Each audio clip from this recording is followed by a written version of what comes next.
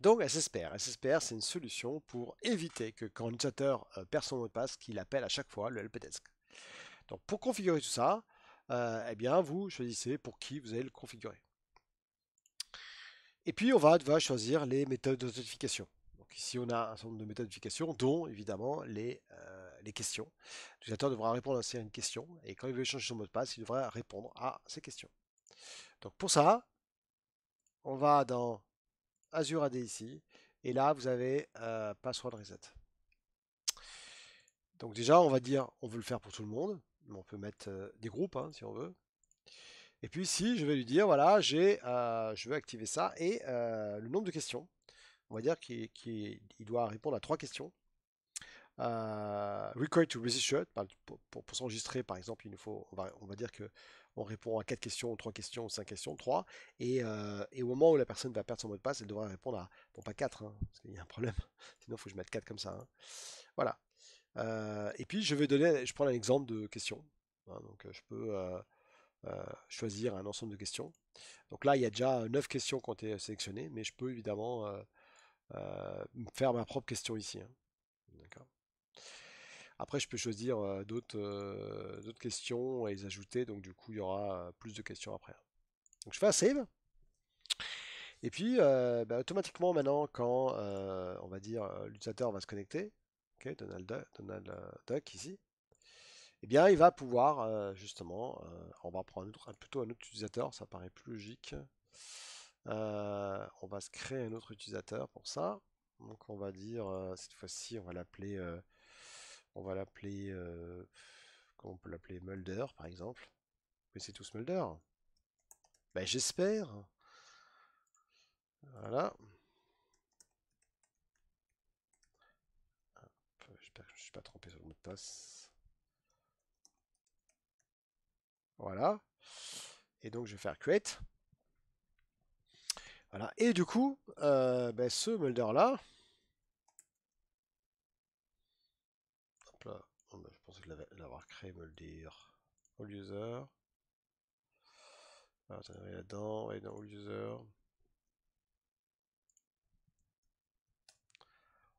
Voilà. Non? Qu'est-ce que j'ai fait là? Qu'est-ce que j'ai fait? Mulder. Non. Bon, je sais pas ce qui s'est passé, c'est pas grave. J'ai dû faire une connerie. Donc, Mulder.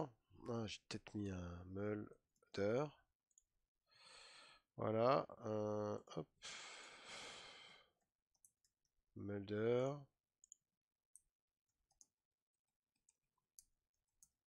Voilà. Ok, donc on va faire create. Voilà, donc là c'est bon. Donc là, je vais lancer une connexion Anonymous. Pas Anonymous, mais incognito. Parce que sinon, ça marche pas trop. Voilà, donc je vais faire ça. Et puis, on va se connecter sur l'Azure Portail, Azure Login. Avec ce nouveau compte. Et évidemment, là, cette fois-ci, il va falloir qu'il rajoute des informations supplémentaires parce que je lui ai bien dit. Hein. Donc déjà, je vais updater mon mot de passe.